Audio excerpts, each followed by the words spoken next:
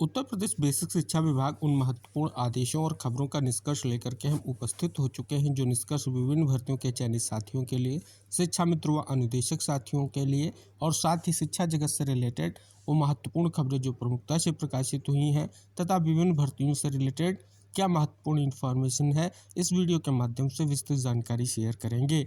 निवेदन करेंगे कि इस महत्वपूर्ण वीडियो को आप अंत तक ज़रूर देखें, वीडियो को शेयर करें जिससे इन्फॉर्मेशन सभी तक पहुंच सके। आज की पहली खबर आप सभी तक जो शेयर करना चाहते हैं, समायोजन प्रक्रिया से रिलेटेड बड़ी अपडेट है। जैसा कि आप सभी के समक्ष एक महत्वपूर्ण याचिका का स्टेटस है।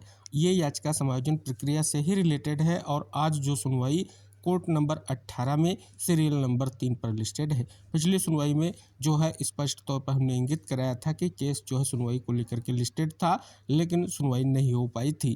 तो इस प्रकार से आज की सुनवाई का जो अब निष्कर्ष स्पष्ट हो रहा है कि 2:15 यानी लंच के बाद जो है सुनवाई टेकअप होगी। इसके साथ एक और याचिका भी कनेक्टेड है, उस याचिका का भी स्टेटस आप सभी के समक्ष है। तो इन याचिकाओं पर लंच के बाद की सुनवाई का क्या निष्कर्ष रहेगा, नेक्स्ट वीडियो में हम विस्तृत जानकारी आपके लिए शेयर करेंगे। हालांकि अगर समायोजन प्रक्रिया से रिलेटेड अगर हम बात कर लें तो आप यहां पर देख सकते हैं सचिव उत्तर प्रदेश बेसिक शिक्षा परिषद का 9/1/2026 को महत्वपूर्ण आदेश जो स्पष्ट आप सभी के समक्ष है, समस्त मंडलीय सहायक शिक्षा निदेशक बेसिक के लिए यहां पर स्पष्ट किया गया विषय है बेसिक शिक्षा परिषद के अधीन संचालित प्राथमिक उच्च प्राथमिक विद्यालयों में कार्यरत अध्यापकों के अंतः जनपदीय स्थानांतरण समायोजन के संबंध में। तो देख सकते हैं इस पर पेज में विस्तृत निष्कर्ष आप यहाँ पर जान सकते हैं, स्पष्ट किया गया है। और साथ ही आप देख सकते हैं स्पष्ट किया गया है कि शासनादेश जो 14/11/2025 के अनुपालन में आपके मंडल में संबंधित जनपदों के जिला बेसिक शिक्षा अधिकारियों द्वारा पूर्ण की गई समायोजन की सूची सहित इस पत्र के साथ संलग्न प्रारूप पर सूचना दिनांक 12/1/2026 तक प्रत्येक स्थिति में उपलब्ध कराना सुनिश्चित करें। इसके लिए फॉर्मेट भी जारी किया गया। फॉर्मेट आप देख सकते हैं, इस फॉर्मेट में स्पष्ट तौर पर दिशा निर्देश जारी किए गए थे। हालांकि ये तय समय सीमा जो है पूर्ण हो चुकी है। जैसा कि खबर भी यहाँ पर स्पष्ट कर रही है कि प्रसिद्ध शिक्षकों ने प्रयागराज लखनऊ में दायर की याचिकाएं मनमाने समायोजन के खिलाफ पहुंचे हाईकोर्ट। प्रसिद्ध प्राथमिक उच्च प्राथमिक और कंपोजिट विद्यालयों में मनमाने समायोजन के खिलाफ शिक्षकों ने हाईकोर्ट का दरवाजा खटखटाया है। विभिन्न जिलों के शिक्षकों की ओर से प्रयागराज और लखनऊ बेंच में दाखिल याचिकाओं में तीसरे चरण के समायोजन में नियमों की अनदेखी को आधार बनाया गया है। कुछ जिलों में शिक्षा मित्रों को भी शिक्षक मानते हुए समायोजन कर दिया गया, जिसके खिलाफ शिक्षकों में आक्रोश है। पिछले साल जून में पहले चरण के समायोजन में विभिन्न जिलों के तमाम स्कूल एकल हो गए थे। उसके बाद अगस्त में दूसरे चरण का समायोजन तो हुआ, लेकिन विसंगतियां दूर नहीं हो सकी। दिसंबर अंत में तीसरे चरण के समायोजन में भी शिक्षकों से विकल्प नहीं लिया गया और मनमाने तरीके से कुछ जिलों में वरिष्ठ तो कुछ जिलों में कनिष्ठ शिक्षकों को एक से दूसरे जिले में भेज दिया गया।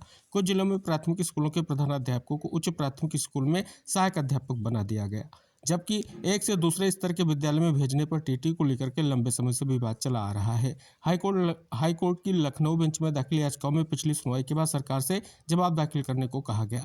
इस मामले की सुनवाई मंगलवार को फिर होनी है। एक गलती सुधारने और बड़ी भूल कर बैठे अफसर, इस पर पेज में यहाँ पर खबर प्रकाशित की गई है। तो कहीं ना कहीं स्पष्ट किया गया कि सचिव ने मांगी रिपोर्ट। बेसिक शिक्षा परिषद के सचिव ने मंडलीय सहायक बेसिक शिक्षा निदेशकों से रिपोर्ट की तलब की है, जैसा कि हमने अभी निष्कर्ष इंगित कराया है। तो देख सकते हैं स्पष्ट तौर पर यह निष्कर्ष आप सभी लोगों के लिए महत्वपूर्ण है। आज की सुनवाई का क्या निष्कर्ष रहेगा वो भी बहुत ही महत्वपूर्ण रहेगा।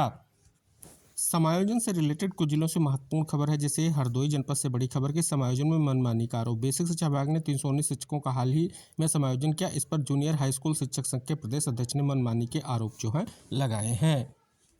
महत्वपूर्ण आदेश आप सभी को इंगित कराना चाहेंगे जो महानिदेशक स्कूल शिक्षा का है। समस्त जिला बेसिक शिक्षा अधिकारियों के लिए 12/1/2026 को जो आदेश जारी किया गया है, इस आदेश का अगर आप अवलोकन करेंगे तो विशेष निष्कर्ष जो है शिक्षा मित्र साथियों के लिए स्पष्ट हो रहा है। और मानदेय से भी रिलेटेड है कि मानदेय माह दिसंबर 2025 की धनराशि की लिमिट जो है जारी की जा चुकी है। और उस पर पेज में आप यहाँ पर देख सकते हैं कि समयावधि 16 जून से 31 मई तक जो है, किंतु उस अवधि में शीतकालीन अवकाश जो है 31 दिसंबर से 14 जनवरी को संविदा अवधि में आगणित नहीं किया जाएगा और ना ही मानदेय होगा। तो इस पर पेज में आप देख सकते हैं विस्तृत जो है आदेश जारी किया गया है।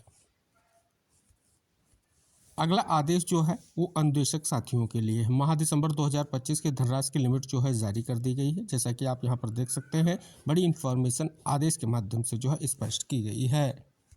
एक और महत्वपूर्ण आदेश जिला विशिष्ट शिक्षा अधिकारी आजमगढ़ का है। माननीय उच्च न्यायालय इलाहाबाद में योजित जो विशेष अपील संख्या 652/2024 सचिव विशिष्ट शिक्षा परिषद व अन्य बनाम त्रिपुरारी दुबे अन्य में पारित जो आदेश 30/4/2025 के अनुपालन को लेकर के ये आदेश जो है यहाँ पर जारी किया गया है।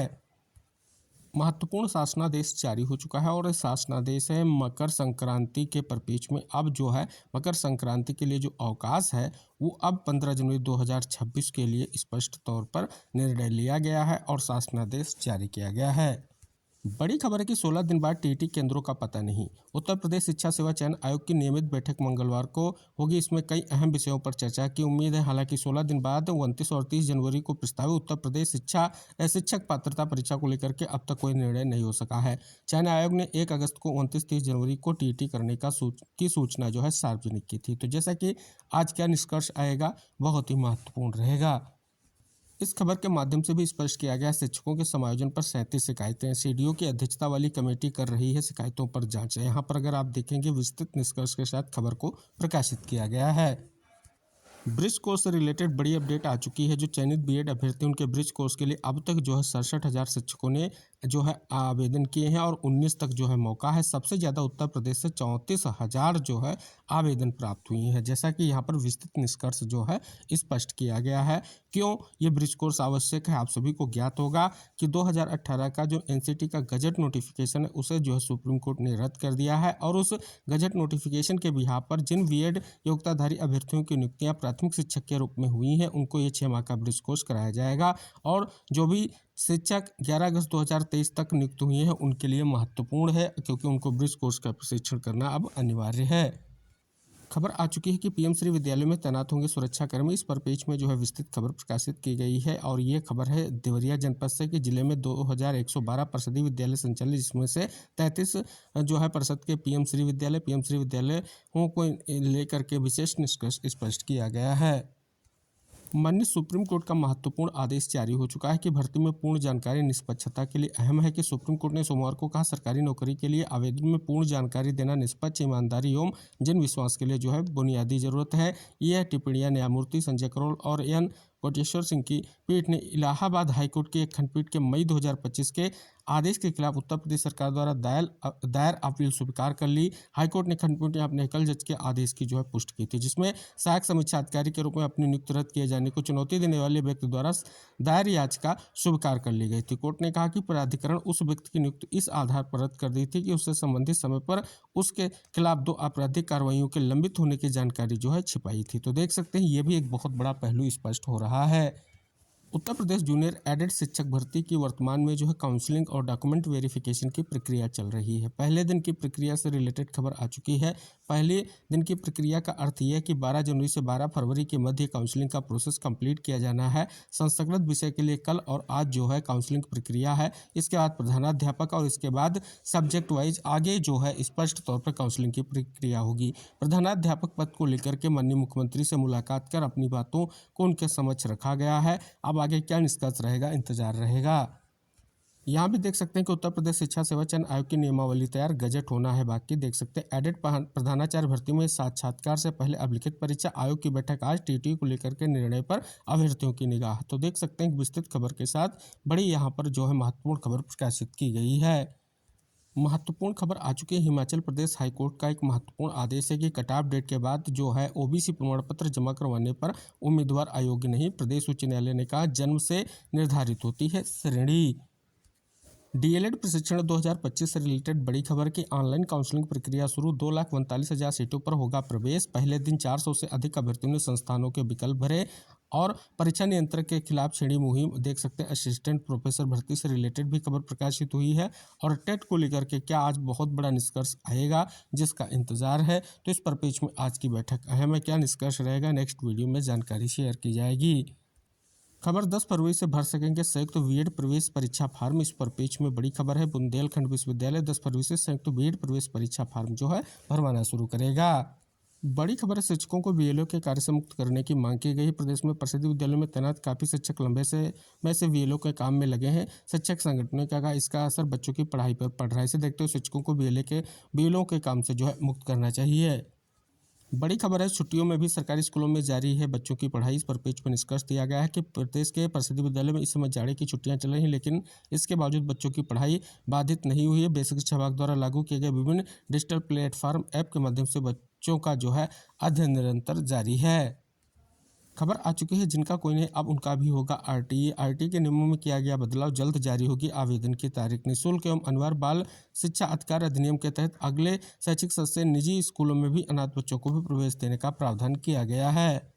बड़ी खबर है कि पारदर्शी प्रवेश पर ही अब मिलेगी छात्रवृत्ति। पात्र विद्यार्थियों को छात्रवृत्ति और शुल्क प्रत्यावर्ती योजना का वास्तविक लाभ दिलाने के लिए प्रदेश सरकार ने बड़ा और निर्णायक कदम उठाया है।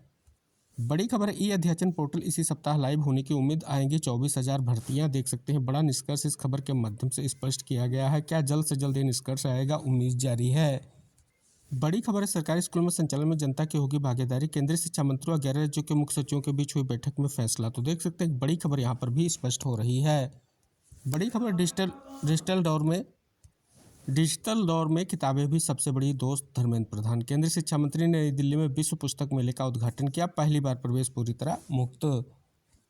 इस खबर के माध्यम से भी स्पष्ट किया गया कि आरटीई अनाथ बच्चों के भी होंगे प्रवेश, विद्यालय भी बढ़े। इस पर पेज में विस्तृत खबर प्रकाशित की गई। तो ये थी आपकी बेसिक शिक्षा विभाग से रिलेटेड वो महत्वपूर्ण खबरें, उनका निष्कर्ष। उम्मीद है वीडियो आपके लिए हेल्पफुल रहेगा। वीडियो को शेयर कीजिए, चैनल को सब्सक्राइब कीजिए। मिलते हैं नेक्स्ट अपडेट के साथ, तब तक के लिए टेक केयर, बाय बाय साथियों।